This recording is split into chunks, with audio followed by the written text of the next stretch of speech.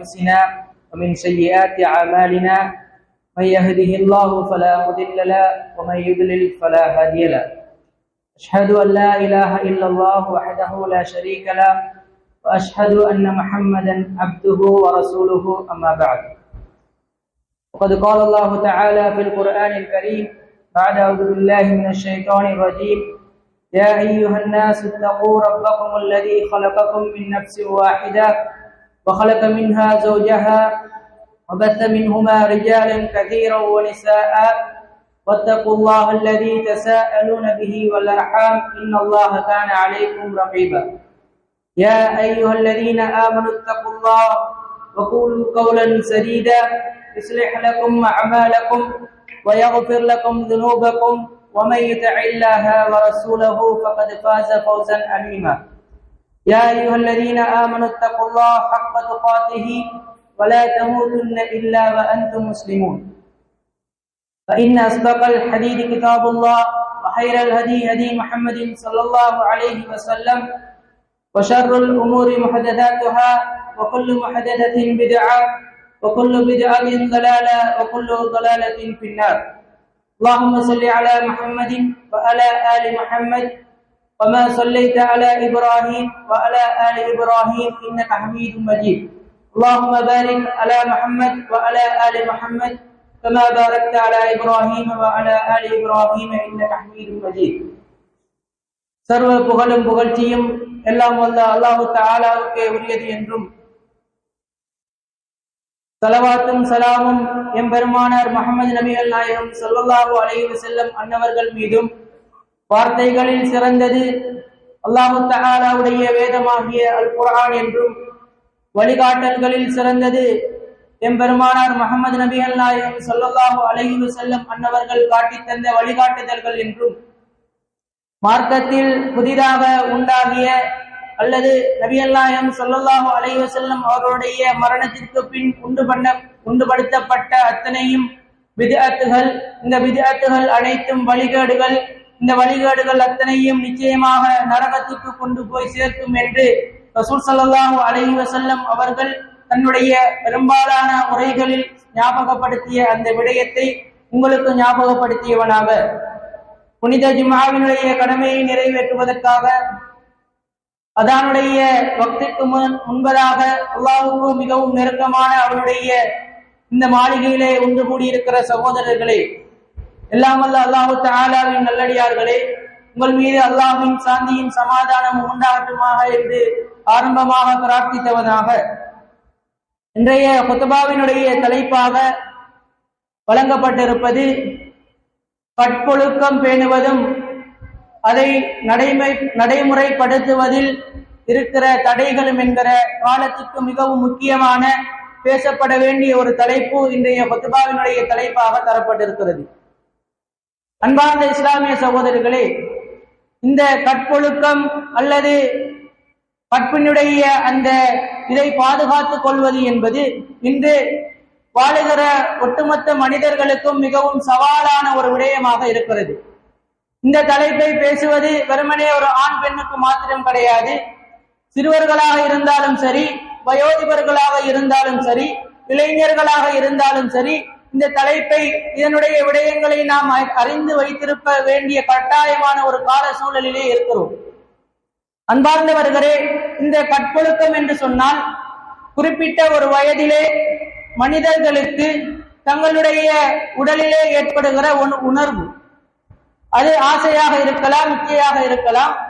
இதனை மனிதன் தவறான வழியிலே செய்கிற பொழுது அதனை அடைந்து கொள்வதற்கான வழிகளை இஸ்லாம் காட்டித்தராத வழிகளில் அல்லது மார்க்கத்திற்கு முரணான வழிகளில் நாம் அதை நிறைவேற்ற தேடுகிற பொழுது எங்களுடைய கற்பு அந்த இடத்திலே மீறப்படுவதாக நாங்கள் பார்க்கலாம்.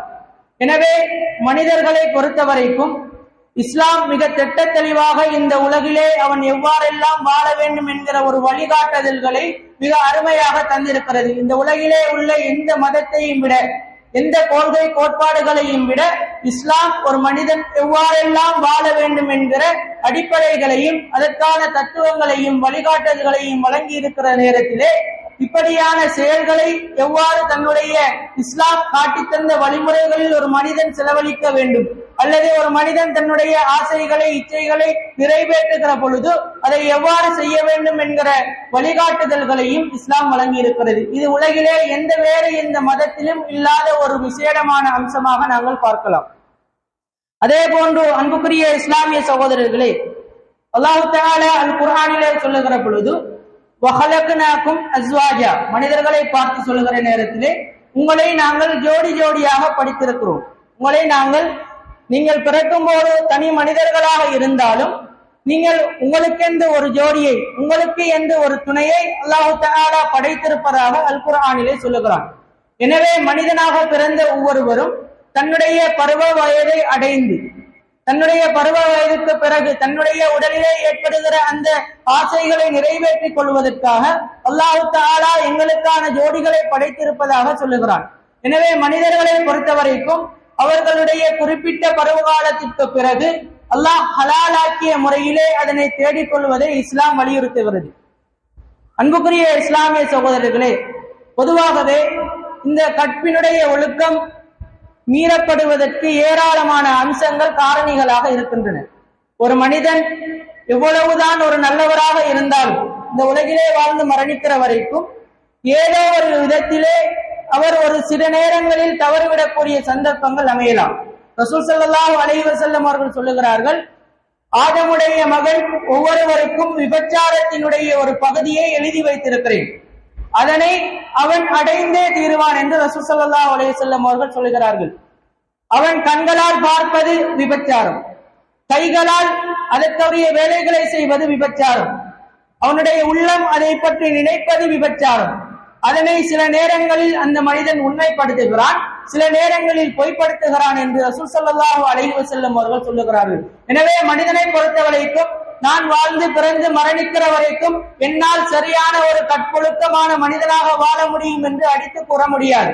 ஏனென்றால் மனிதனுடைய பொறுத்த வரைக்கும் அவனுடைய தூண்டுதல், அதாவது ஷைத்தானுடைய தூண்டுதல் எப்பொழுதும் மனிதனுடைய இருக்கும். சில நேரங்களில் மனிதன் தவறிவிடக்கூடிய சந்தர்ப்பங்களை நாங்கள் பார்க்கலாம். எனவே முடியுமான அளவு எங்களுடைய ஐம்புலன்களையும் நாங்கள் அந்நிய பெண்களை பார்ப்பது அது ஒரு விபச்சாரமாக ரசூல் ஸல்லல்லாஹு கண் செய்கிற விபச்சாரமாக ரசூல் ஸல்லல்லாஹு அலைஹி வஸல்லம் அவர்கள் சொல்லுகிறார்கள். ஒரு பெண்ணை தொடுவது இதுவும் ஒரு விபச்சாரம் என்று ரசூல் ஸல்லல்லாஹு அலைஹி வஸல்லம் அவர்கள் சொல்லுகிறார்கள். ஒரு பெண்ணை தவறாக நினைப்பது அதுவும் தன்னுடைய உள்ளம் செய்கிற விபச்சாரம் என்று ரசூல் ஸல்லல்லாஹு அலைஹி வஸல்லம் அவர்கள் சொல்வதை நாங்கள் பார்க்கலாம். எனவே இஸ்லாம் காட்டி தந்த முறையிலே இஸ்லாம் தடுத்த வழிகளில் இருந்து தவிர்த்து கொள்ள வேண்டியது ஒவ்வொரு முஸ்லிமினுடைய கடமை என்பதை நாங்கள் புரிந்து கொள்ளலாம். அன்புக்குரிய இஸ்லாமிய சகோதரர்களே, இந்த கற்பொழுக்கத்தை பேணி நடப்பதற்கு இஸ்லாம் ஏராளமான வழிகாட்டுதல்களை எங்களுக்கு சொல்லி தந்திருக்கிறது. அதிலே மிக முக்கியமான ஒரு வழிகாட்டுதல் தான் திருமணம் என்று சொல்லக்கூடிய ரசூல் ஸல்லல்லாஹு அலைஹி வஸல்லம் அவர்களுடைய அந்த சுன்னா. இன்றைக்கு திருமண வயதை கடந்த எத்தனையோ இளைஞர்களால் தான் அதிகமான பிரச்சனைகள் சமூகத்திலே பாலியல் ரீதியான பிரச்சனைகள் வந்து கொண்டிருப்பதை நாங்கள் பார்க்கலாம். ரசூல் ஸல்லல்லாஹு அலைஹி வஸல்லம் அவர்கள் சொல்லுகிறார்கள், அன்னிகாஹ் மின் சுன்னதி ஃபமன் ரகிப அன் சுன்னதி ஃபலைஸ மின்னா. திருமணம் என்பது என்னுடைய வழிமுறைகளிலும் இருந்து வருகிற ஒன்று. எனவே அதனை நீங்கள் செய்து கொள்ளுங்கள். அதனை புறக்கணித்து நடப்பது எங்களை புறக்கணித்து நடப்பதை போன்றது, அவர் எங்களை சார்ந்தவர் அல்ல என்று ரசூல் ஸல்லல்லாஹு அலைஹி வஸல்லம் அவர்கள் சொல்லுகிற அந்த ஹதீஸை நாங்கள் பார்க்கலாம். அன்புக்குரிய இஸ்லாமிய சகோதரர்களே, இன்றைக்கு திருமணத்தினுடைய அதனுடைய தகுதியாக இன்றைக்கு இஸ்லாம் காட்டித்தராத சில விடயங்களை நமது சமூகம் ஏற்றுக்கொண்டிருக்கிறது. இஸ்லாத்திலே ஒரு மனிதன் திருமணம் முடிப்பதற்கு தகுதி என்னவென்று சொன்னால் அவர் திருமணம் முடிக்கக்கூடிய அந்த உடல் கட்டமைப்பும் அதற்குரிய சில நிபந்தனைகளையும் தான் இஸ்லாம் விதித்திருக்கிறது. ஆனால் இன்றைய காலகட்டத்தை பொறுத்த வரைக்கும் திருமணம் முடிக்க வேண்டும் என்று சொன்னால் ஒரு மனிதன் தன்னுடைய பொருளாதாரத்திலே முழுமை பெற்ற பிறகுதான் அவன் திருமணம் முடிக்க வேண்டும் என்கிற ஒரு நிர்பந்தம் இந்த கால சூழ்நிலையிலே இன்று இருப்பதை நாங்கள் பார்க்கலாம். அதனால்தான் ஏராளமான இளைஞர்கள் தங்களுடைய திருமண எல்லையை கடந்து கிட்டத்தட்ட 30-32 வயது வரைக்கும் வெளிநாடுகளுக்கு சென்று பொருளாதாரத்தை ஈட்டுவதிலே அதிகமான காலத்தை செலவழித்து மார்க்கத்திற்கு முரணான காரியங்களில் ஈடுபடுவதை நாங்கள் பார்க்கலாம்.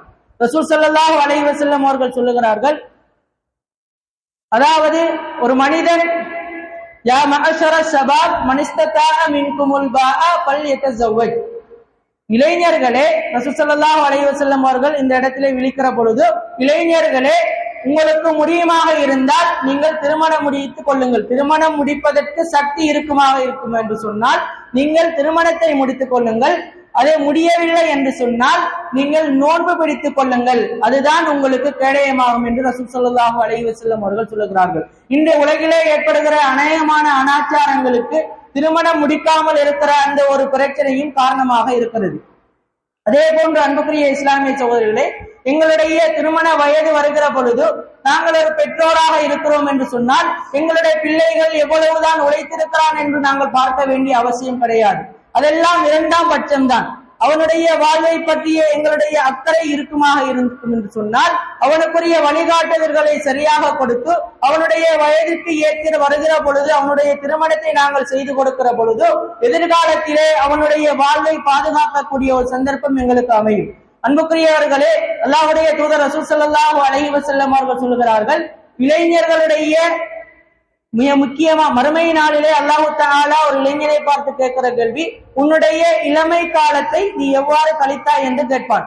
எனவே இன்று நாங்கள் இளமை காலத்தை எங்களுடைய இளைஞர்கள் திருமணம் இல்லாத காரணத்தினால் அல்லது திருமணம் முடிக்காமல் அவர்கள் ஒரு தனி நபராக வாழ்கிற பொழுது அவர்களுடைய உடல் தேவைகளை இஸ்லாம் காட்டித்தராத வழிமுறைகளிலே செலவழித்து இஸ்லாத்திற்கும் மார்க்கத்திற்கும் முரணான ஒரு வாழ்க்கை வாழ்ந்து கொண்டிருப்பதை நாங்கள் பார்க்கலாம். எனவே எங்களுடைய பிள்ளைகளாக இருந்தாலும் எங்களுடைய சகோதரர்களாக இருந்தாலும் அவர்களுடைய திருமண வயது வருகிற பொழுது அவர்களுக்கான அந்த தேவையை நிவர்த்தி செய்ய வேண்டிய கடமை ஒவ்வொரு பெற்றோருக்கும் இருப்பது என்பதை நாங்கள் புரிந்து கொள்ளலாம்.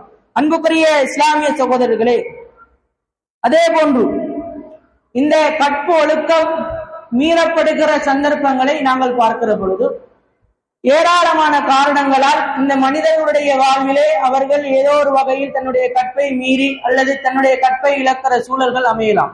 இந்த தலைப்பை நாங்கள் பேசுகிற பொழுது, கற்பு என்று நாங்கள் பேசுகிற பொழுது இது பெண்களைத்தான் நாங்கள் அதிகமாக சிந்திப்போம். இந்த கற்பு இருக்கிறது என்று சொன்னால் அதிகமாக இது பெண்களுக்கு மாத்திரம் தனிப்பட்ட ஒரு தலைப்பாக நாங்கள் எடுத்து நோக்க கூடாது. கற்பு என்பது ஒரு ஆணுக்கும் இருக்கிறது, பெண்ணுக்கும் இருக்கிறது.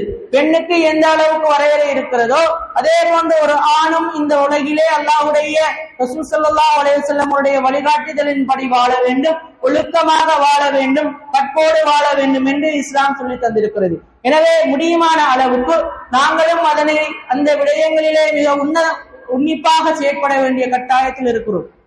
அன்புக்குரிய இஸ்லாமிய சகோதரர்களே, இந்த கற்பொழுக்கத்திலே மீறப்படுகிற சந்தர்ப்பங்களை நாங்கள் பார்க்கிற பொழுது ஆண் பெண் கலப்பு என்கிற ஒரு சமாச்சாரம் இன்று எங்களுடைய சமூகத்திலே சர்வ சாதாரணமாக இடம்பெறுகிறது. இந்த ஆண் பெண் கலப்பு என்கிற இந்த விடயம் ரசூல் ஸல்லல்லாஹு அலைஹி வஸல்லம் அவர்கள் சொல்லுகிறார்கள், ஒரு ஆணும் ஒரு பெண்ணும் அஜ்னபியான ஒரு ஆணும் ஒரு பெண்ணும் தனித்து இருக்கக்கூடாது. அப்படி இருந்தால் அவர்களோடு மூன்றாவதாக ஷைத்தான் இருக்கிறான் என்று ரசூல் ஸல்லல்லாஹு அலைஹி வஸல்லம் அவர்கள் சொல்லுகிறார்கள். ஒரு ஆணும் பெண்ணும் தனித்து இருப்பதை இஸ்லாம் தடை செய்திருக்கிறது. ஆனால் இன்று எங்களுடைய சமூகத்தை பொறுத்த வரைக்கும் ஆண் பெண் கலப்பு என்பது மிக சர்வ சாதாரணமாக போய்கொண்டிருப்பதை நாங்கள் பார்க்கலாம். இதை பேச வேண்டிய கட்டாயத்திலே நாங்கள் இருக்கிறோம். ஏனென்று சொன்னால் இதன் மூலமாக சமூகத்தில் ஏற்படுகிற சீரழிவுகளும் சமூகத்திலே ஏற்படுகிற பிரச்சனைகளும் குழப்பங்களும் ஏராளம் என்பதை நாங்கள் புரிந்து கொள்ளலாம். எனவே அன்புக்குரிய இஸ்லாமிய சகோதரர்களே, ஆண் பெண் கலப்பு என்கிற இந்த விடயத்திலே ஆண்களாக இருந்தாலும் சரி பெண்களாக இருந்தாலும் சரி மிக உன்னிப்பாக கவனமாக நடந்து கொள்ள வேண்டிய ஒரு சூழலிலே இருக்கிறோம். நாங்கள் சந்தைகளுக்கு செல்லுகிற பொழுது அல்லது பொது இடங்களுக்கு நாங்கள் செல்லுகிற பொழுது பெண்களுடைய அல்லது ஆண்கள் பெண்கள் கலப்பாக இருந்து அல்லது சகஜமாக நெருக்கமாக பழகக்கூடிய சந்தர்ப்பங்களை கிடைக்கிற பொழுது நாங்கள் அல்லாஹ்வை பயந்து அவனுக்கு நெருக்கமாக அல்லது அல்லாஹ்வுடைய வழிகாட்டுதல்களை புரிந்து கொண்டு நாங்கள் செயற்பட வேண்டியது இஸ்லாத்தினுடைய கட்டாயம் என்பதை நாங்கள் புரிந்து கொள்ளும். அதே போன்று அன்புக்குரிய இஸ்லாமிய சகோதரர்களே, இந்த கற்பொழுக்கத்தை பொறுத்த வரைக்கும் இந்த கற்பை பொறுத்த வரைக்கும் இஸ்லாம் இன்னும் சில வழிகாட்டுதல்களை எங்களுக்கு சொல்லி தந்திருக்கிறது. அதே போன்று ஒரு பெண் தனியாக பயணம் செய்வதை இஸ்லாம் தடுத்திருக்கிறது. ஒரு பெண் என்பவர் தனியாக பயணம் செய்வதை இஸ்லாம் தடுத்திருக்கிறது. ஆனால் இன்று எமது சமூகத்திலே இதை பெரிதாக நாங்கள் அலட்டிக் கொள்வது கிடையாது. ஏராளமான பெண்கள் வெளியூர்களிலே படித்துக் கொண்டிருப்பார்கள். அவர்கள் விரும்பிய போன்று ஊருக்கு வந்து லீவு நாட்களிலே விரும்பிய போன்று அவர்கள் படிக்கிற இடங்களுக்கு செல்லுகிற அந்த வளமை எங்களுடைய சமூகத்திலே இருக்கிறது. இதனை பெரிதாக அவர்களுடைய தந்தைகளோ தாய்களோ அல்லது சகோதரர்களோ பெரிதாக அலட்டிக் கொள்வது கிடையாது. ஆனால் ரசூல் ஸல்லல்லாஹு அலைஹி வஸல்லம் அவர்கள் சொல்லுகிற பொழுது லா துஸாஃபிருல் மர்ஆ இல்லா மஅதி மஹ்ரம், ஒரு பெண் தனிமையிலே பிரயாணம் செய்வது தடுக்கப்பட்டிருக்கிறது, ஹராம் என்று ரசூல் ஸல்லல்லாஹு அலைஹி வஸல்லம் சொல்றாங்க. எப்படி விபச்சாரம் ஹராமோ மது ஹராமோ அதே போன்று ஒரு பெண் தனிமையிலே பிரயாணம் செய்வது ஹராம் என்று ரசூல் ஸல்லல்லாஹு அலைஹி வஸல்லம் அவர்கள் சொல்லிவிட்டு அதற்கான வழிமுறையை சொல்லுகிற பொழுது அவள் ஒரு மஹரமோடு தான் அவள் பிரயாணம் செய்ய வேண்டும். ஒரு பெண் என்பவள் ஒரு பயணம் செய்கிற பொழுது அவளுக்கு மஹரமான தந்தையுடனோ தாயுடனோ அல்லது சகோதரனுடன் தான் அவள் செல்ல வேண்டும் அல்லது கணவனுடனோ செல்ல வேண்டும் என்று இஸ்லாம் அந்த வழிமுறையை சொல்லி காட்டியிருக்கிறது.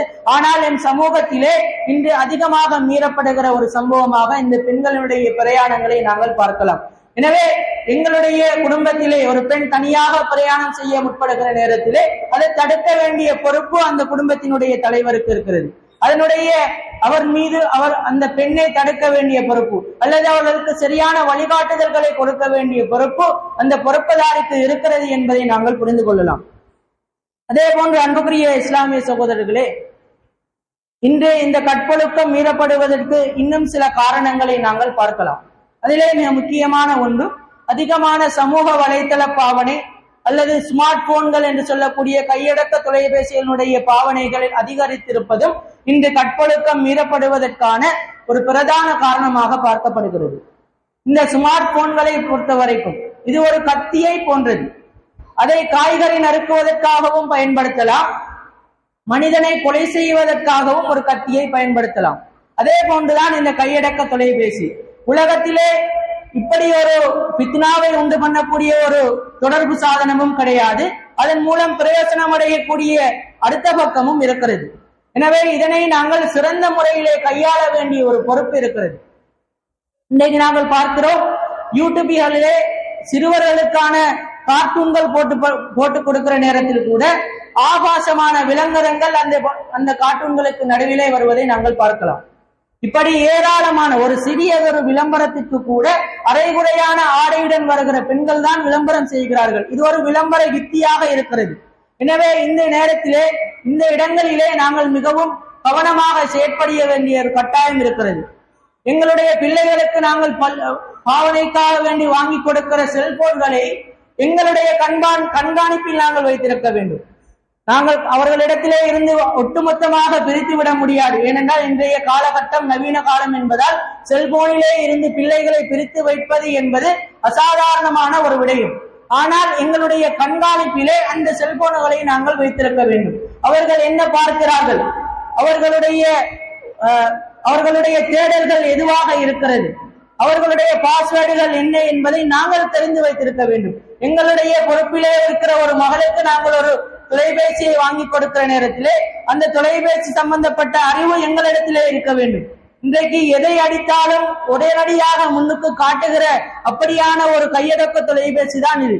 ஆபாசம் என்று சொன்னால் எக்கச்சக்கமாக பரவி கிடக்கிறதை நாங்கள் பார்க்கலாம். எங்களுடைய பிள்ளைகளை ஒழுக்கமாக வளர்க்க வேண்டும் என்று நினைக்கிற நாங்கள், எங்களுடைய சகோதரர்கள் ஒழுக்கமாக இருக்க வேண்டும் என்று நினைக்கிற நாங்கள் இந்த கையடக்க தொலைபேசியினுடைய விடயத்திலே மிகவும் கவனமாக செய்யப்பட வேண்டும். எங்களுடைய கண்காணிப்புக்கு கீழ் அதை வைத்திருக்க வேண்டும்.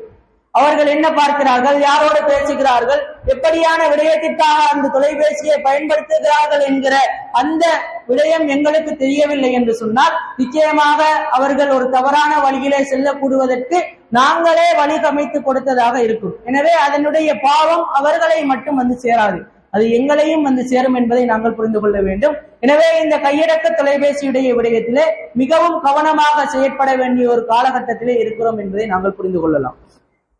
அதே போன்று அன்புக்குரிய இஸ்லாமிய சகோதரர்களே, இன்று இளைஞர்களிடத்திலே யுவதிகளிடத்திலே கற்பொழுக்கம் மீறப்படுவதற்கு இன்னும் ஒரு முக்கியமான அம்சம் இந்த சினிமா என்று சொல்லக்கூடிய ஒரு ஊடகம். இந்த படங்கள் பார்ப்பது, சினிமா பார்ப்பது என்பது ஒரு காலத்திலே நாங்கள் டிவிக்கு முன்னுக்கு தான் சினிமா பார்த்தோம். ஆனா இன்றைக்கு கையில் இருக்கிற போன்லயே எது வேண்டாலும் பார்க்கக்கூடிய நிலைமை வந்திருக்கு. எனவே எங்களால முடியுமான அளவுக்கு சினிமா சம்பந்தமான விடயங்களில் இருந்து அவர்களை பாதுகாக்க வேண்டியது எங்களுடைய கடமை. இன்றைக்கு அது ஒரு சர்வசாதாரணமான விடயமாக போய்விட்டது. ஆனால் அறிக்கைகள் சொல்லுகின்றன, ஒரு மனிதன் ஒரு பிள்ளை வழி தவறுவதற்கு மிக முக்கியமான அம்சமாக இந்த சினிமாக்கள் இருப்பதாக சொல்லுகிறார்கள். அதிலே வருகிற நடிகரை போல் நான் வர வேண்டும் என்று அவன் நினைத்து அவன் சிகரெட் குடிக்கிற நேரத்திலே இவனும் சிகரெட் குடிக்க விரும்புகிறான். அந்த படத்திலே வருகிற ஒரு மனிதன் தனக்கு வாழ்விலே ஒரு சோகம் ஏற்படுகிற பொழுது மதுவை தேடி போகிற நேரத்திலே அதை ஒரு முன்மாதிரியாக எடுத்து தங்களுடைய பிள்ளைகள் இங்கு தங்களுடைய வாழ்விலே ஏற்படுகிற சோகங்களை மறைப்பதற்காக மதுவின் பக்கம் செல்வதை நாங்கள் பார்க்கலாம். அந்நிய பெண்களோடு சகஜமாக பழகுகிற விடயத்திலே சினிமாக்களை நாங்கள் சொல்ல வேண்டியதில்லை. அதே போன்று தானும் இருக்க வேண்டும் என்று இந்த இளைஞர்கள் விரும்புவதை நாங்கள் பார்க்கலாம். எனவே சினிமா என்பது ஒரு மனிதனை அவனை ஒரு கெட்டவனாக அல்லது ஒரு நன்னடத்தையிலே இருந்து பிறந்து வாழக்கூடிய ஒரு மனிதனாக ஏற்படுகிற முக்கியமான ஊடகமாக இருக்கிறது. சினிமா பார்ப்பதை ஒவ்வொரு தாய் தந்தையிலும் தங்களுடைய பிள்ளைகளுக்கு கவனமாக சொல்லிக் கொடுத்து வளர்க்க வேண்டிய காலகட்டத்தில் இருக்கிறோம். அதை நாங்கள் சர்வசாதாரணமாக கடந்து போவதாக இருந்தால் நாளைக்கு அதனுடைய விளைவுகளை நாங்கள் மிக பெரியதாக சிந்திக்க வேண்டி வரும் என்பதை நாங்கள் புரிந்து கொள்ளலாம். அன்புக்குரிய இஸ்லாமிய சகோதரர்களே, அதே போன்று இந்த போதை வஸ்து பாவனையும் ஒரு மனிதனுடைய கற்பொழுக்கத்திலே அவனை கற்பை விட்டும் துறக்கமாக ஆக்குகிற ஒரு அம்சம் என்பதை நாங்கள் புரிந்து கொள்ளலாம். போதையை பொறுத்த வரைக்கும் அதை தனியாக பேச வேண்டிய ஒரு தலைப்பு. ஆனால் அந்த போதை பாவனை செய்கிற அந்த மனிதன் அவனுடைய சிந்தனைகள் அப்படியே மாற்றமாக செயற்பட்டு எவ்வளவு வக்கிரமாக சிந்திக்க முடியுமோ அவ்வளவெல்லாம் சிந்திக்கக்கூடிய ஆற்றலை அந்த போதை அவனுக்கு வழங்கும். இன்று நாங்கள் எங்களுடைய ஊர்களிலே பார்த்திருக்கிறோம். வேறு எங்கும் சென்று பார்க்க வேண்டிய அவசியம் கிடையாது. போதைக்கு அடிமையான தந்தை தன்னுடைய மகளை தவறாக பயன்படுத்திய வழக்குகள் எங்களுடைய ஊரிலே இருக்கிறது. எனவே போதையுடைய அபாயத்தை இதைவிட தெளிவாக நாங்கள் சொல்ல வேண்டிய அவசியம் கிடையாது. எனவே இந்த போதை வஸ்து பாவனையை இன்று இளைஞர்களை மிகவும் பாதித்திருக்கிற இந்த போதை வஸ்து பாவனை, தூள் என்றும் குளிசை என்றும் இளைஞர்கள் அவன் முந்தைய ஒரு காலத்திலே அவன் போதை பாவித்தான் என்று சொன்னால் அவனை பார்க்கிற பொழுது இவன் ஒரு குடிச்சிட்டு வந்திருக்கிறான் அல்லது இவன் போதையோடு இருக்கிறான் என்று எங்களுக்கு தெரியும். ஆனா இன்றைக்கு இளைஞர்கள் போதை பாவித்தார்கள் என்று சொன்னால் எந்த விதமான அடையாளங்களும் அவர்களிடத்திலே கிடையாது. சாதாரணமாக நாங்கள் இருப்பது போன்று இருப்பார்கள். ஒரு போதை பாவிக்காத ஒருவன் எப்படி இருக்கிறானோ அப்படி இருப்பார்கள். போதையை பாவிக்கின்ற ஒருவன் எப்படி பேசுவானோ அப்படி பேசுவார்கள். ஆனால் அவனுக்கு ஒரு வருத்தம் வருகிற பொழுதுதான் அவனை தேடி பார்த்தால் அவன் பல வருட காலங்களாக போதை பாவனை செய்த ஒரு மனிதன் என்பதை நாங்கள் புரிந்து கொள்ளலாம். எனவே அன்புக்குரிய இஸ்லாமிய சகோதரர்களே, எங்களுடைய இளைஞர்களை போதையில் இருந்து மீட்க வேண்டிய ஒரு காலகட்டத்திலே இருக்கிறோம். அதே மிக முக்கியமான அம்சமாக எங்களுடைய பிள்ளைகளை அவர்கள் யாரோடு சேருகிறார்கள், அவர்களுடைய நண்பர்கள் எப்பேற்பட்டவர்கள் என்பதை நாங்கள் புரிந்து கொள்ள வேண்டும். முதலாவதாக அவர்களுடைய சேர்க்கை சரியாகிற பொழுதுதான் அவருடைய வாழ்வும் சரியாக அமையும். அவன் ஒரு நல்ல நண்பனோடு சேர்வாயாக இருந்தால் எங்களுக்கு பிரச்சனை கிடையாது. அந்த நல்ல நண்பர்கள் கூட்டத்திலே ஒரு தீய நண்பன் இருப்பானாக இருந்தாலும் அத்தனை பேரையும் வழிகெடுக்கக்கூடிய ஒருவனாக அந்த ஒருவன் மாறிவிடுவான் என்பதை நாங்கள் புரிந்து கொள்ளலாம். எனவே எங்களுடைய பிள்ளைகளிடையே நட்புகளிடையே விடயத்திலே நாங்கள் மிகவும் கரிசனையாக செயற்பட வேண்டிய ஒரு காலகட்டத்திலே இருக்கிறோம். அதே போன்று அன்புக்குரிய இஸ்லாமிய சகோதரர்களே, ரசூல் ஸல்லல்லாஹு அலைஹி வஸல்லம் அவர்கள் சொன்னார்கள், நாங்கள் இந்த உலகிலே யாரை விரும்புகிறோமோ அவரோடு தான் நாங்கள் மறுமையிலே எழுப்பப்படுவோம். நாங்கள் இந்த உலகிலே ஒரு போதை வஸ்து பாவனை செய்கிற ஒரு மனிதனோடு நட்புறவாடு கொள்வோமாக இருந்தால் அவனோடு தான் நாங்கள் மறுமையிலே எழுப்பப்படுவோம். ஒரு குடிகாரனோடு நாங்கள் எங்களுடைய நட்பு இருக்குமா என்று சொன்னால் அவனோடு தான் நாங்கள் மறுமையில் எழுப்பப்படுவோம். அதே போன்று ஒரு நல்லடியாரோடு எங்களுடைய நட்பை நாங்கள் தொடர்பை ஏற்படுத்துவோமாக இருந்தால் நிச்சயமாக அவர்களோடு நாங்கள் எழுப்பப்படுவோம் என்பதை நாங்கள் புரிந்து கொள்ள வேண்டும். எனவே எங்களுடைய பிள்ளைகளுடைய தோழமைகளுடைய விடயத்திலும் நாங்கள் மிகவும் கவனமாக இருக்க வேண்டிய ஒரு கால சூழலே இருக்கிறோம். அன்புக்குரிய இஸ்லாமிய சகோதரர்களே, இந்த கற்பொழுக்கம் பேசுகிற இந்த விஷயத்திலே இன்னும் ஒரு முக்கியமான அம்சம்தான் ஆடை கலாச்சாரம் என்று சொல்லுவது. இந்த ஆடை கலாச்சாரத்தை பொறுத்த வரைக்கும் இன்று இஸ்லாம் மனிதருக்கு, இஸ்லாமிய மக்கள் எவ்வாறான ஆடைகளை தாங்கள் உடுக்க வேண்டும் என்று இஸ்லாம் தெளிவான வழிகாட்டுதல்களை சொல்லி தந்திருக்கிறது. ஒரு மனிதனுடைய ஆடை எப்படி இருக்க வேண்டும், ஒரு ஆணினுடைய ஆடை எப்படி இருக்க வேண்டும், அவனுடைய அவுரத்துகள் என்ன என்பதை நாங்கள் தெளிவாக பார்க்கலாம். ஆனால் இன்று அவை படிப்படியாக மீறப்படுவதை நாங்கள் பார்க்கிறோம். இன்று ரசூல் ஸல்லல்லாஹு அலைஹி வஸல்லம் அவர்கள் சொன்னார்கள், அவருடைய ஹதீஸ் இன்று எவ்வளவு உண்மைப்படுத்தப்பட்டிருக்கிறது என்பதை நாங்கள் பார்க்கிற போது ரசூல் ஸல்லல்லாஹு அலைஹி வஸல்லம் அவர்கள் சொன்னார்கள், பிற்காலத்தில் ஒரு காலம் வரும், அந்த காலத்திலே பெண்கள் ஆடை அணிந்து இருப்பார்கள், ஆடை அணிந்தும் அவர்கள் நிர்வாணமாக இருப்பார்கள் என்று ரசூல் ஸல்லல்லாஹு அலைஹி வஸல்லம் அவர்கள் சொல்லுகிறார். இதை நாங்கள் இன்று கண்கூடாக பார்க்கிறோம். ஒரு பெண் இன்றைக்கு வீதியிலே செல்லுகிற பொழுது அவருடைய அலங்காரங்களும் அவருடைய ஆடைகளும் இஸ்லாம் காட்டித்தந்த வழிமுறைகளுக்கு மீறி இருப்பதை நாங்கள் பார்க்கலாம். இன்றைய இஸ்லாத்தை படுகொலியில் தள்ளுகிற அல்லது இஸ்லாத்தை எதிர்க்க வேண்டும் என்று நினைக்கிற இஸ்லாத்தின் எதிரிகள் முஸ்லிம்களிடத்திலேயே சில பிழையான சிந்தனைகளை உருவாக்கி அவர்களுடைய ஆடை விஷயத்திலே சில தளர்வுகளை செய்ய வைத்து அவர்கள் வெற்றி கண்டிருப்பதை நாங்கள் பார்க்கலாம். பெமினிஸ்ட் பெண்ணியவாதிகள் என்று சொல்லக்கூடியவர்கள் அவர்கள் முஸ்லிம்களுடைய ஆடையிலே மிக கவனமாக பேசுகிறார்கள். ஒரு பெண் எப்படி இருக்க வேண்டும் என்று இஸ்லாம் சொல்லி தந்திருக்கிறதோ அத்தனை விடயங்களையும் இவர்கள் பெண் அடிமைத்தனமாக காட்ட முற்பட்டு இன்று சில இஸ்லாமிய பெண்களுக்கும் அதை பலியாகுவதை நாங்கள் பார்க்கலாம். ஹிஜாபை பற்றி நாங்கள் இன்று பேசுகிற பொழுது ஹிஜாபை இன்று எமது சமூகம் எமது நாட்டிலே உள்ள முஸ்லிம்கள் தூக்கி எறிந்து கொண்டிருக்கிறார்கள். மேலைத்தேய நாடுகளிலே அதற்காக போராடி கொண்டிருக்கிற ஒரு சூழலை நாங்கள் பார்க்கலாம். எனவே திட்டமிட்டப்பட்டு இஸ்லாத்தை களங்கம் கற்பிக்க வேண்டும் என்பதற்காக இஸ்லாமிய ஆடைகளிலே அதனுடைய ஆடைகளை ஒரு பெண் அடிமைத்துவமாக காட்ட முற்பட்டு இன்று வெற்றி கண்டிருக்கிற பெண்ணியவாதிகளையும் நாங்கள் இந்த கற்பொழுக்கம் மீறப்படுவதற்கான முக்கியமான காரணங்களாக கொள்ளலாம். எனவே எங்களுடைய பொறுப்புக்கு கீழே உள்ள எங்களுடைய பெண்களுடைய ஆடை விடயத்திலே நாங்கள் தான் பொறுப்புதாரிகள். ரசூல் ஸல்லல்லாஹு அலைஹி வஸல்லம் அவர்கள் சொல்லுகிறார்கள், குல்லுக்கும் ராயின் வ குல்லுக்கும் மஸ்ஊலுன் அன் ரஇய்யத்திஹி. நீங்கள் ஒவ்வொருவரும் பொறுப்புதாரி, உங்களுடைய பொறுப்புகள் சம்பந்தமாக நீங்கள் ஒவ்வொருவரும் விசாரிக்கப்படுவீர்கள் என்று சொல்கிறார்கள். எனவே எங்களுடைய மகளுக்கு நாங்கள் வாங்கி கொடுக்கிற ஆடை இஸ்லாமிய வரையறைக்கு உட்பட்டதா என்பது எங்களால் பார்க்க முடியவில்லை என்று சொன்னால், அதனை தடுக்க முடியவில்லை என்று சொன்னால், நாளை மறுமையிலே அல்லாஹ்விடத்திலே பதில் சொல்ல வேண்டிய ஒரு கட்டாயத்திலே நாங்கள் இருக்கிறோம். எனவே அவளுடைய நன்னடத்தை ஒரு கெட்ட நடத்தையாக மாறுகிற பொழுது அதற்கு காரணமாக அமைந்த நாங்களும் அல்லாஹ்விடத்திலே பதில் சொல்ல வேண்டிய ஒரு கடமைப்பாடு இருக்கிறது. எனவே பெண்களுடைய ஆடை விஷயத்திலே ஆடைகளை பொறுத்த வரைக்கும் பெண்களுக்கு மட்டும் கிடையாது, இன்றைக்கு ஆண்களும் அவுரத்துகள் தருகிற ஆடைகளை அணிந்து கொண்டு செல்வதை நாங்கள் பார்க்கலாம். ஒரு ஆணினுடைய அவுரத்தாக அவனுடைய தொப்பிலும் முழங்காலும் என்று அல் குர்ஆனிலும் ஹதீஸிலும் தெளிவாக இருக்கிறது. எனவே இன்று நாங்கள் பார்க்கிறோம், சில இளைஞர்கள் அணிகிற காட்சட்டைகள் அவர்களுடைய தொடை வழங்குகிற அளவுக்கு அல்லது அவருடைய தொப்பிலுக்கு கீழே அவர்கள் சில நேரங்களில் பள்ளி வாயிலுக்கு வருகிற பொழுது பின்னால் நின்று தொழ முடியாத ஒரு அசௌகரியத்தை நாங்கள் பார்த்திருப்போம். இப்படி ஏராளமான ஆடை கலாச்சாரம் எங்களிடத்திலே மாற்றமடைந்து வருகிறது. சரியான ஒழுக்கமான ஆடைகளை நாங்கள் அணிவதன் மூலமாக இஸ்லாம் கற்பொழுக்கத்தை எங்களுக்கு சொல்லித் தருகிறது என்பதை நாங்கள் புரிந்து கொள்ளலாம். அதே போன்று அன்புக்குரிய இஸ்லாமிய சகோதரர்களே, அல்லாஹ்வுடைய தூதர் ஸல்லல்லாஹு அலைஹி வஸல்லம் அவர்களும் அல்லாஹ் தஆலாவும் காட்டித் தந்த இந்த வழிமுறைகளில் எங்களுடைய ஆடைகளை நாங்கள் அமைத்துக் கொண்டு எங்களுடைய கற்பை நாங்கள் பேணுகிற விடயத்திலே இஸ்லாம் காட்டித் தந்த வழிமுறைகளை நாங்கள் கண்டிப்பாக பின்பற்ற வேண்டும் என்று கேட்டு விடுகிறேன்.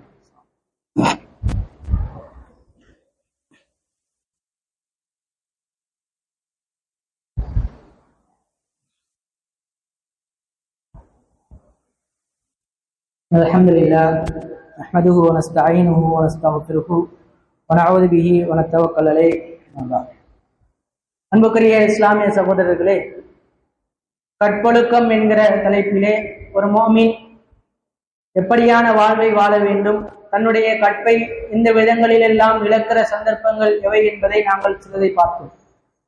அதே போன்று அன்புக்குரிய இஸ்லாமிய சகோதரர்களே, இந்த கற்பினுடைய விடயத்தை நாங்கள் பார்க்கிற பொழுது எங்களுக்கு முன் சென்ற சஹாபா பெண்களிடத்திலும் சரி, சஹாபா தோழர்களிடத்திலும் சரி, ரசூல் ஸல்லல்லாஹு அலைஹி வஸல்லம் அவர்களுடைய வாழ்க்கை வழிமுறைகளிலும் சரி எங்களுக்கு ஏராளமான படிப்பினைகள் இருக்கிறது. பொதுவாக பெண்களுடைய விடயத்தை நாங்கள் பார்க்கிற பொழுது அன்னை ஆயிஷா ரலியல்லாஹு அன்ஹா அவர்களுடைய வாழ்விலே நடந்த ஒரு சம்பவம் இது. இந்த உலகிலே யாரெல்லாம் இந்த பிரச்சனையை எதிர்கொள்கிறார்களோ அவர்களுக்கெல்லாம் ஒரு பாடமாக அமைகிற ஒரு சம்பவம் தான் அன்னை ஆயிஷா ரலியல்லாஹு அன்ஹா அவர்கள் மீது சுமத்தப்பட்ட ஒரு அவதூறு. ரசூல் ஸல்லல்லாஹு அலைஹி வஸல்லம் அவர்களோடு ஆயிஷா ரலியல்லாஹு அன்ஹா அவர்கள் ஒரு யுத்தத்துக்காக செல்கிறார்கள். வருகிற வழியிலே மதீனாவிற்கு நெருக்கமாக வருகிற நேரத்திலே அந்த யுத்தத்துக்காக சென்ற படை ஓய்வெடுக்கிறது. மீண்டு வருகிற பொழுது அந்த இடத்திலே ஆயிஷா ரலியல்லாஹு அன்ஹா அவர்கள் தவற விடப்படுகிறார்கள். அல்லது அவர்களை கூட்டி வந்த அந்த படை அவர்களை விட்டு விட்டு செல்லுகிறது. இரவு நேரம் என்பதால் யாரும் பெரிதாக கவனிக்கவில்லை.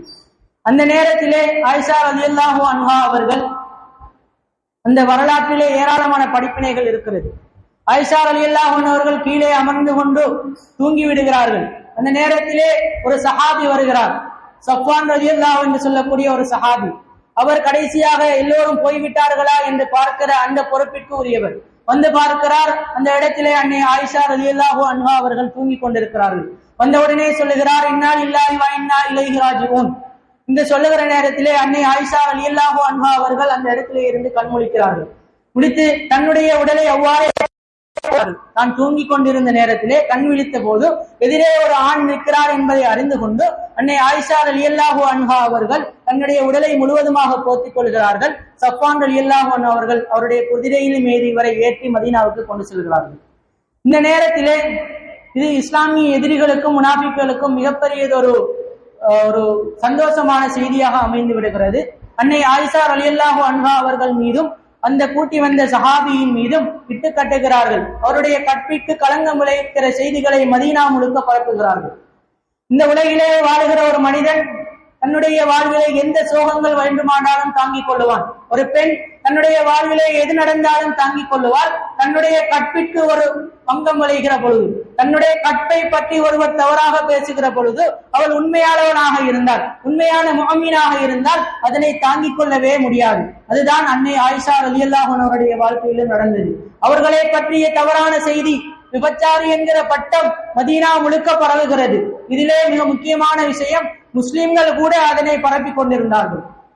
எனவே இந்த செய்தியை அன்னை ஆயிஷா ரலியல்லாஹு அன்ஹா அவர்கள் ஒரு மாதத்திற்கு பிறகு அறிந்து கொள்கிறார்கள். தன்னை பற்றி இப்படியான ஒரு தவறான செய்தி இந்த சமூகத்திலே பரவுவதை அன்னை ஆயிஷா ரலியல்லாஹு அன்ஹா அவர்கள் கேள்விப்பட்டு அழுகிறார்கள். தன்னுடைய தந்தை அபூபக்கர் ரலியல்லாஹு அன்ஹு அவர்களுடைய வீட்டிற்கு சென்று இரவு முழுக்க அழுகிறார்கள். பிற்பட்ட காலத்திலே இந்த ஹதீஸை அவராக தன்னுடைய வாழ்விலே சொல்லுகிறார். தன்னுடைய வாயால் என்ன நடந்தது என்பதை ஆயிஷா ரலியல்லாஹு அன்ஹா அவர்கள் சொல்லுகிற நேரத்திலே, நான் என்னுடைய தந்தையுடைய வீட்டிற்கு சென்று இரவு முழுக்க அழுதேன், இரவு விடிந்தும் அழுதேன், அடுத்த நாள் இரவு கூட தொடர்ந்து அழுந்து கொண்டே இருந்தேன் என்று அன்னை ஆயிஷா ரலியல்லாஹு அன்ஹா அவர்கள் சொன்னார்கள். அவருடைய கற்பின் மீது சொன்ன அந்த குற்றச்சாட்டை ரசூல் ஸல்லல்லாஹு அலைஹி வஸல்லம் அவர்கள் பொய்ப்பிக்க முடியாத ஒரு தருணத்திலே இருந்தார்கள். வஹி தடைப்பட்டு விட்டது. ஒரு மாத காலமாக வஹி வரவே இல்லை. ரசூல் ஸல்லல்லாஹு அலைஹி வஸல்லம் அவர்கள் அன்னை ஆயிஷா ரலியல்லாஹு அன்ஹா அவர்களை தலாக் செய்து விடுவோமா என்று யோசிக்கிற அளவுக்கு ரசூல் ஸல்லல்லாஹு அலைஹி வஸல்லம் அவருடைய மனநிலை இருந்தது. அல்லாஹ் தஆலா அந்த பெண்மணி கொடுத்த அந்த பொறுமையின் காரணமாக அந்த ஆயிஷா ரலியல்லாஹு அன்ஹா அவர்கள் இந்த அவதூறின் மீது அவர்கள் இருந்த அந்த பொறுமை, அல்லாஹ் தஆலா அல் குர்ஆனுடைய வசனத்தை இறக்கி அன்னை ஆயிஷா ரலியல்லாஹு அன்ஹா அவர்களை அவர் கற்பொழுக்கம் மீறியவர் கிடையாது, அவர் சுத்தமான பத்தினி என்கிற விடயத்தை அல்லாஹ் தஆலா சொல்லி இருக்கிறார். எனவே இன்று நாங்கள் இந்த சம்பவம் சொல்லுவதற்கான முக்கியமான காரணம், எங்களுடைய சமூகத்திலே இன்று அடுத்தவருடைய கற்பை நாங்கள் இலேசாக கெட்டவராக மாற்றி விடுகிறோம். ஒரு சிறிய ஒரு சம்பவத்தை வைத்து எங்களுடைய காதிலே கேட்கிற விடயங்களை எல்லாம் அடுத்தவருடைய மானத்திலே விளையாடுவதை நாங்கள் லேசான ஒரு காரியமாக பார்த்துக் கொண்டிருக்கிறோம். இன்று உங்களோடு ஒருவரோடு தனிப்பட்ட ஒரு குரோதம் இருக்குமாக இருந்தால் அவரை முகநூல்களிலே போலியான கணக்குகளை ஆரம்பித்து அவருடைய கற்பைத்தான் முதலாவதாக இவர்கள் போக்குகிறார்கள் என்பதை நாங்கள் பார்க்கலாம். அன்புக்குரிய இஸ்லாமிய சகோதரர்களே, இந்த அவதூறான விடயங்களிலே, ஒரு மனிதனுடைய மானத்தோடு சம்பந்தப்பட்ட விடயங்களிலே நாங்கள் மிக முக்கியமாக அவதானமாக இருக்க வேண்டும். ரசூல் ஸல்லல்லாஹு அலைஹி வஸல்லம் அவர்கள் சொல்லுகிறார்கள், ஒரு முஸ்லிமுடைய மானம் புனித கஅபாவை விட புனிதமானது என்று ரசூல் ஸல்லல்லாஹு அலைஹி வஸல்லம் அவர்கள் சொல்லுகிறார்கள். எனவே அடுத்தவர் மீது நாங்கள் ஏதாவது கேள்விப்படுவோமாக இருந்தால் அதனை நாங்கள் இன்னொருவர் மூலமாக பரப்புகிற பொழுது அந்த பங்கு எங்களுக்கும் இருக்கிறது. நாளை மறுமையிலே அவர் நிரபராதி என்று வருகிற பொழுது அவருடைய பாவத்தையோ அல்லது அவருடைய நன்மையையோ நாங்கள் சுமக்க வேண்டிய ஒரு காலகட்டத்திலே இருக்கும். எனவே முடியுமானவரை அடுத்தவர்களுடைய விடயங்களில் மூக்கை நுழைத்து, அடுத்தவர்களுடைய வாழ்க்கைகளிலே, அவர்களுடைய அந்தரங்க வாழ்க்கைகளிலே நாங்கள் மூக்கை நுழைத்துக் கொள்வதை நாங்கள் தவிர்த்து கொள்ள வேண்டும். எனவே அன்புக்குரிய இஸ்லாமிய சகோதரர்களே, அன்னை ஆயிஷா ரலியல்லாஹு அன்ஹா அவருடைய வாழ்க்கை எங்களுக்கு ஏராளமான படிப்பினைகள் இருக்கிறது. அவர்களுடைய வீட்டிலே ரசூல் ஸல்லல்லாஹு அலைஹி வஸல்லம் அவர்களும் அபூபக்கர் ரலியல்லாஹு அன்ஹு அவர்களும் அடக்கம் செய்யப்படுகிறார்கள். அன்னை ஆயிஷா ரலியல்லாஹு அன்ஹா அவர்கள் சொல்லுகிறார்கள், அபூபக்கர் ரலியல்லாஹு என்னுடைய தந்தையும் என்னுடைய கணவரும் இருக்கிற அந்த கபரிடத்திலே நாங்கள் செல்கிற பொழுது நான் என்னுடைய தந்தையுடைய கணவன் உயிர் வாழுகிற நேரத்திலே எப்படி இருப்பேனோ, என்னுடைய ஆடைகளிலே நான் சில நேரங்கள் மஹரமான மனிதருக்கு முன்னால் எப்படி செல்ல வேண்டுமோ அப்படி செல்லுவேன்.